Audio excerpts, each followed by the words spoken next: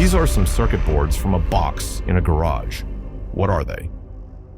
This is a fun collection of various electronic circuit boards from different devices. The commenter identifies several. 1 plus 2 has a Bluetooth antenna and USB ports. 3 looks like it's from a fire alarm with a loud buzzer. 5 plus 6 is a lithium-ion battery charging circuit.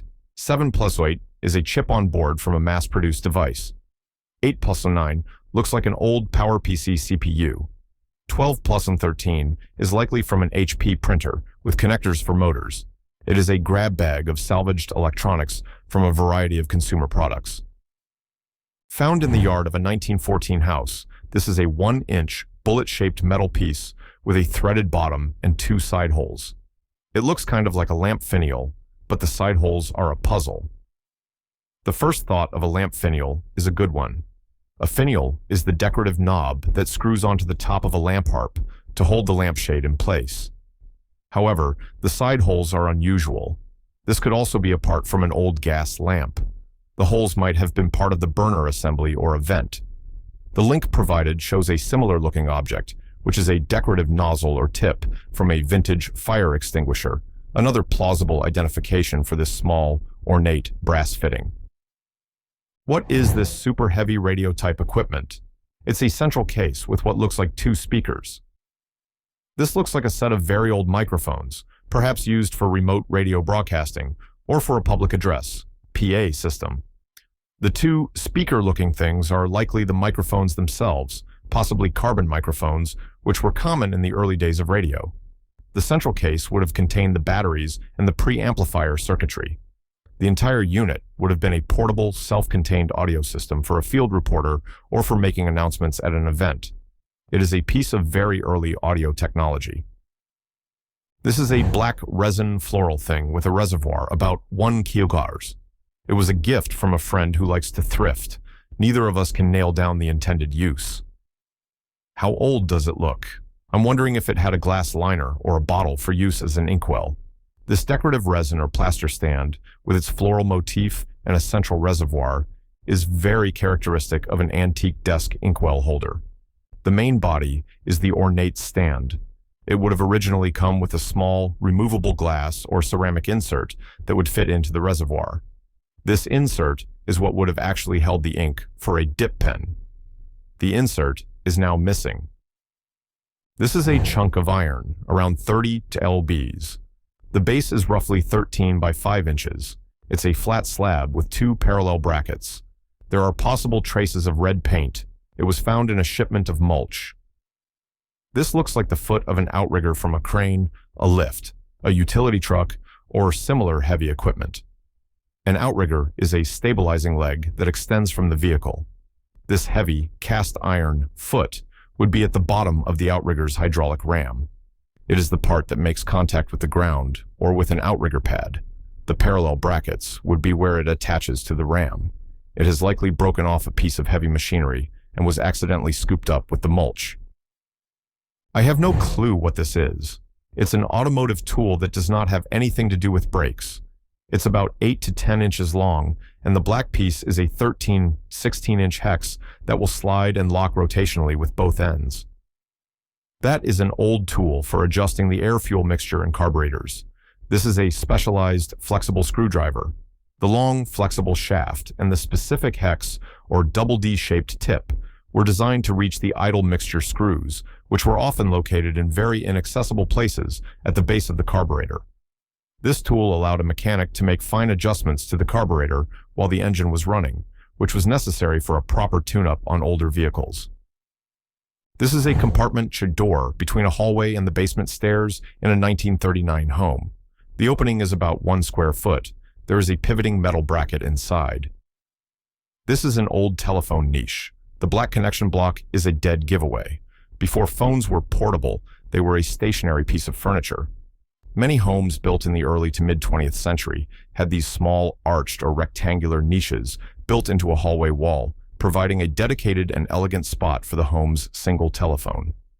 The black block is the old terminal, where the telephone line from outside would be connected to the wire for the phone. I found this contraption laying in the garage. It's 2 metal rods which can rotate around an axis. What is it? It's a handle for a scissor jack, the kind that comes with most cars for changing a flat tire. A scissor jack is raised and lowered by turning a threaded rod. This tool is the handle for turning that rod. The hooked end engages with a loop on the jack's screw mechanism. The other end, with the lug wrench, is used to loosen and tighten the lug nuts on the wheel. The hinged design allows you to spin it quickly to raise the jack, and then fold it into an L shape to get more leverage for the final tightening. This is a plastic cover to an unknown, potentially electronic device.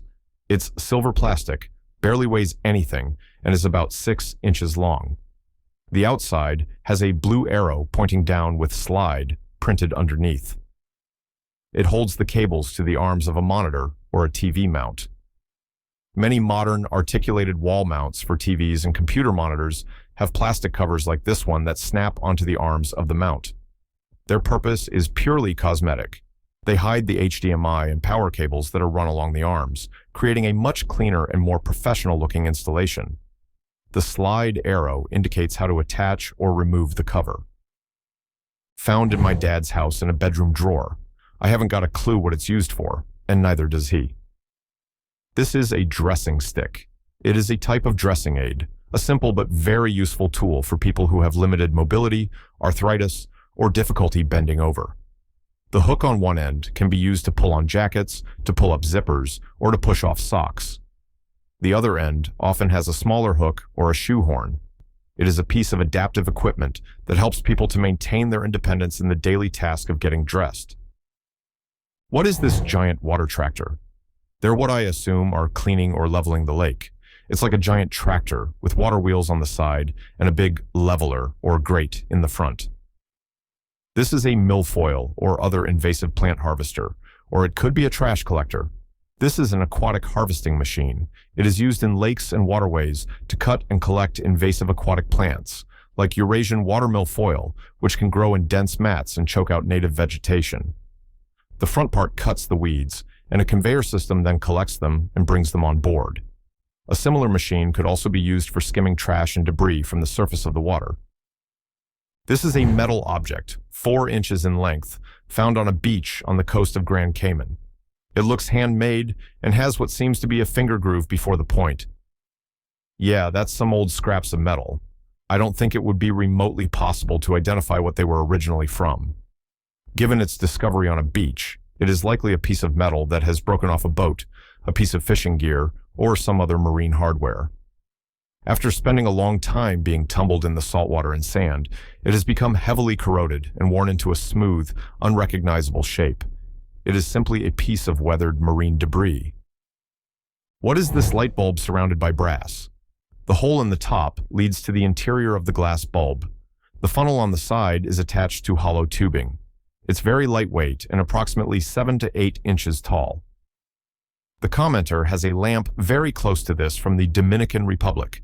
This is a homemade or artisanal kerosene lamp, cleverly repurposed from an old incandescent light bulb. The glass bulb itself is used as the reservoir for the kerosene. The brass part is the burner assembly. The wick, in the commenter's case an old shoelace, comes up through the pipe in the top. When you have little to no income, you get creative in how you repurpose garbage. It is a wonderful example of ingenuity and recycling. These are clear plastic pieces mounted under the soffit of this house, with several cables running between them. There are also lights mounted behind them. What are they? This is 100% an antenna, probably for a ham radio or a single sideband SSB radio. This is a type of wire antenna, specifically a folded dipole or a similar design. The long wires are the actual antenna elements. The clear plastic pieces are insulators used to support the wires and to keep them electrically isolated from the house structure. The lights behind them are unrelated. This is a classic DIY antenna setup for a shortwave or amateur radio enthusiast. These brown ampules were found in the basement supply closet of a purchased house, next to paint and other chemicals. Some are missing. They look like pharmaceuticals. What are they? It's a sensory training kit used in brewing to identify off flavors in beer. Professional brewers and beer judges need to be able to recognize specific chemical compounds that can create undesirable flavors in beer. This kit contains small vials or ampules of concentrated flavor compounds, like diacetyl for a buttery flavor, or DMS for a cooked corn flavor. A small amount is added to a neutral beer to create a doctored sample, which is then used for a blind tasting and training session.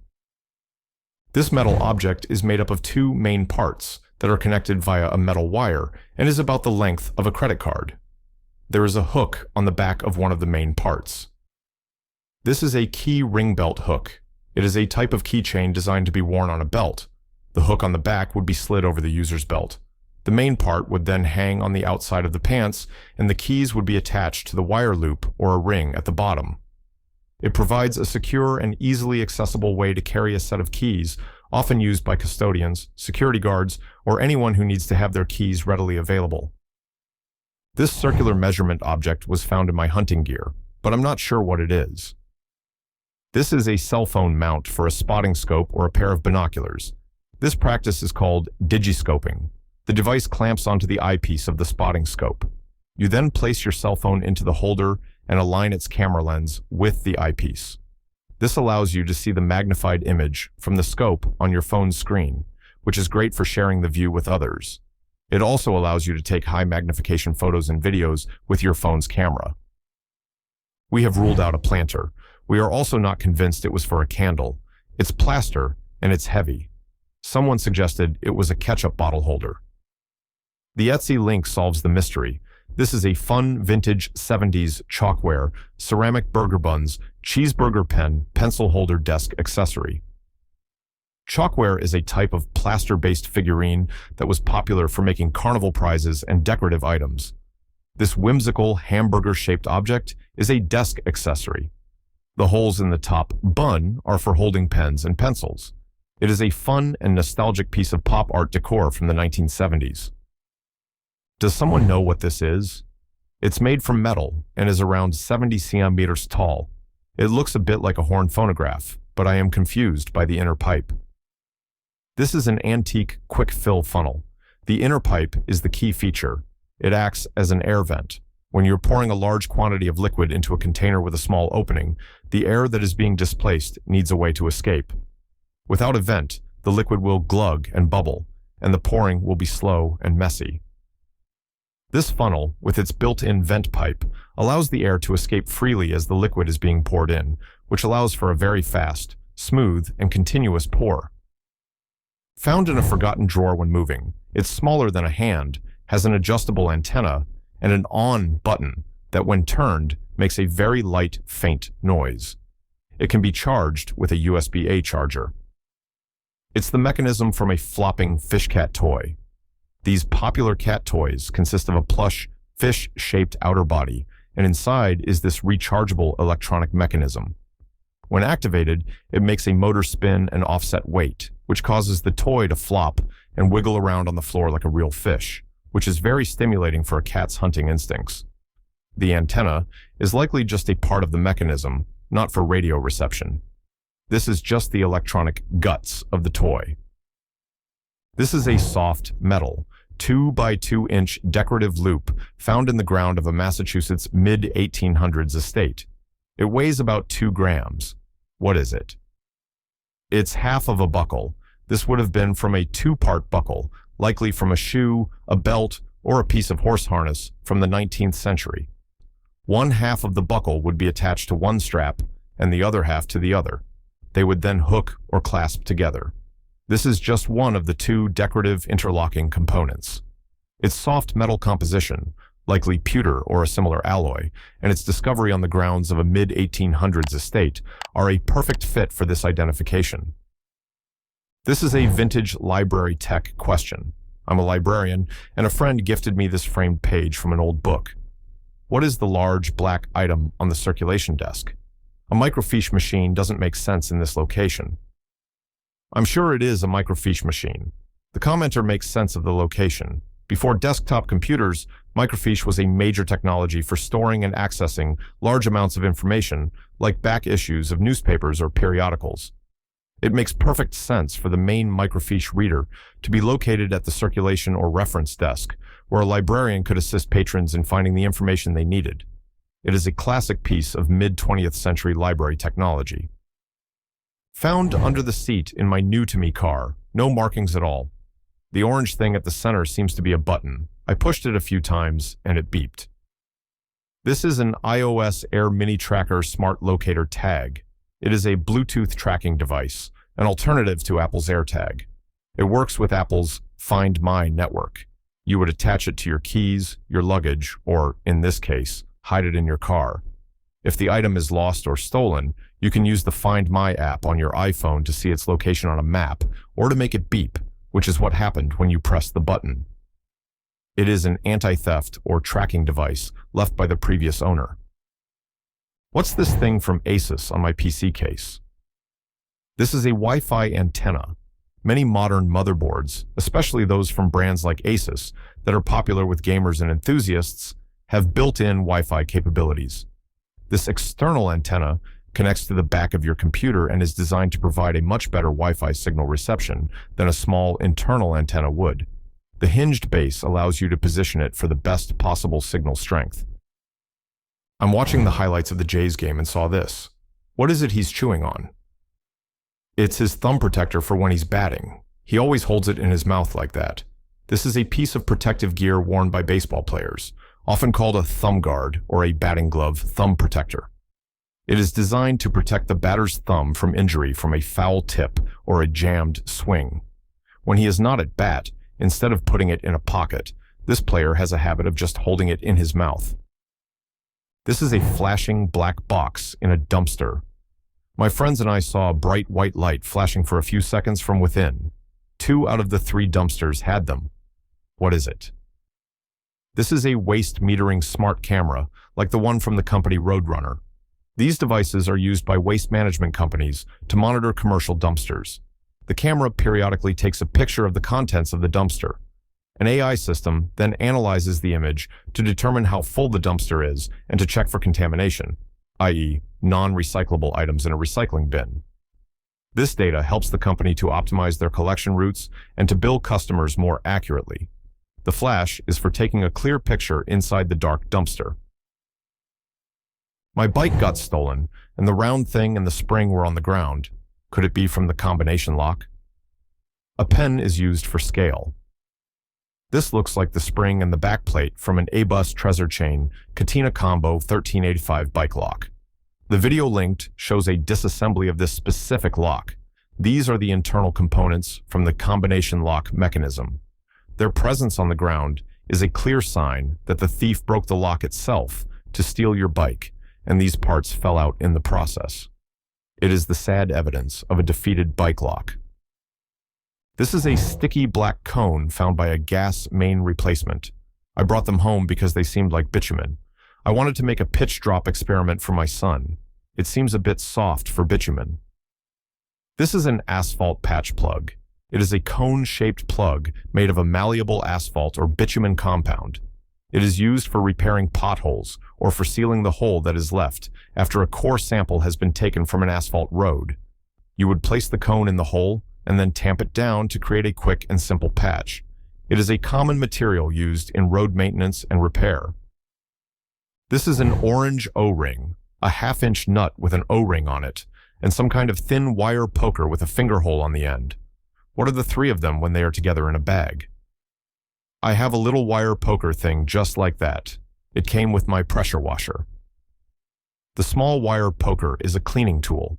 The nozzles on a pressure washer have very small orifices that can easily become clogged with mineral deposits or debris. This thin, stiff wire is used to poke into the nozzle's orifice and clear any blockages. The O-rings and the nut are likely spare parts for the pressure washer's hose connections. It is a small maintenance kit for a pressure washer. What are these round silver discs on the back of the headstone? A few different grave sites had them, and they looked unmarked. They appear to be literally holding it together. Notice that the headstone is made of 2 kinds of stone. It appears the thinner layer facing outward may have been a repair job to replace the original marble. These discs are the heads of bolts, or the washers and nuts, of a through-bolt system that is being used to laminate or secure a new stone face onto the older original backer stone of the headstone. It is a structural repair, not a decorative element. These are small, white, soft, roundish pellets found when vacuuming. An inspector says they are not pest-related. They are soft to the touch, but do not break easily. This batch was under a pile of books.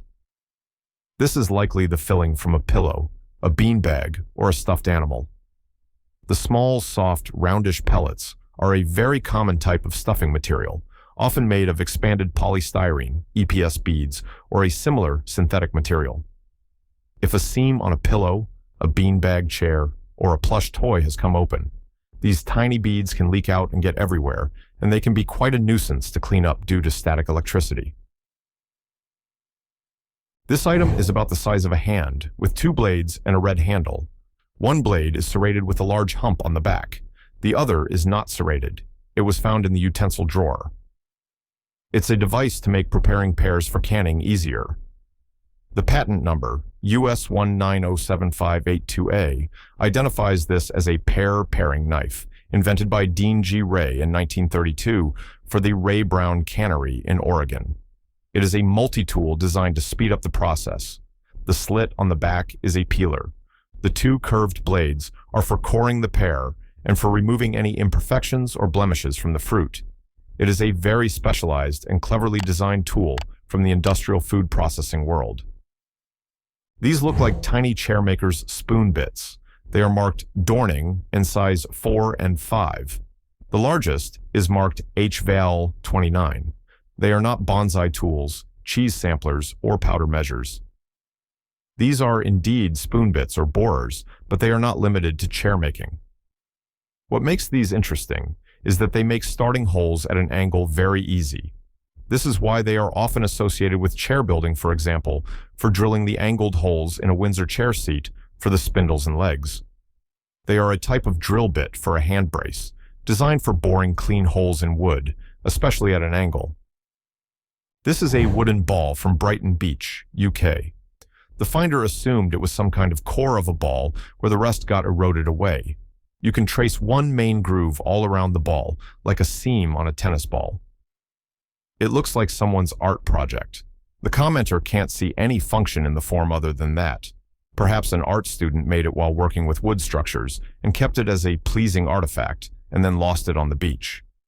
The groove might be where 2 hemispheres of wood were joined together, or it could be a purely decorative, carved element. It is a handmade sculptural object rather than a functional component of something else. This is a black plastic plug, open construction, shaped like a hat with an open X-shaped grill on top. It was found in the passenger footwell of a 2018 Nissan Rogue. It's the kick panel retainer. In the footwell of a car, there are plastic trim panels called kick panels that cover the wiring and the side of the car's body. These panels are held in place with various plastic clips and retainers. This is one of those retainers. It would press onto a stud on the car's body to hold the plastic panel in place. It was likely knocked loose by a passenger's foot, or was not reinstalled properly after a repair, such as a cabin air filter change. What is this U-shaped thing next to the light switch? I found this at my friend's dorm at university. This looks like a broken holder for a fan remote. Many ceiling fans come with a remote control, and that remote often comes with a small plastic cradle or holder that can be mounted on the wall, often next to the light switch. This provides a convenient, designated spot to store the remote so it doesn't get lost. This looks like the bottom part of that holder has broken off, leaving only the U-shaped top part still attached to the wall. This is a palm-sized plastic thing found in my ship's office. That is a document stopper off a Brother copier with one of these model numbers, DCP L2550, B7535, MFC L2710, and others. It is the flip-up paper no-fuck-off thing. This is the small, hinged plastic flap at the end of the automatic document feeder's output tray. Its purpose is to stop the scanned pages from flying off the machine, keeping them in a neat stack.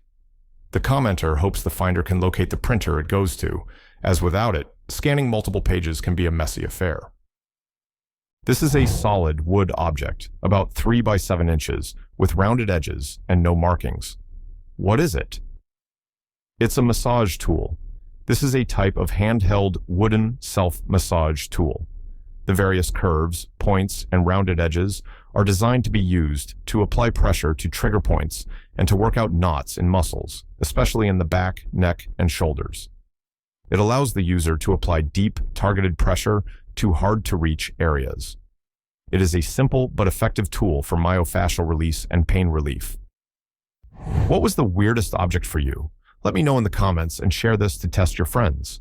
If you love uncovering these mysteries, hit like and subscribe. Your support helps us find more curious explorers like you. Stay curious.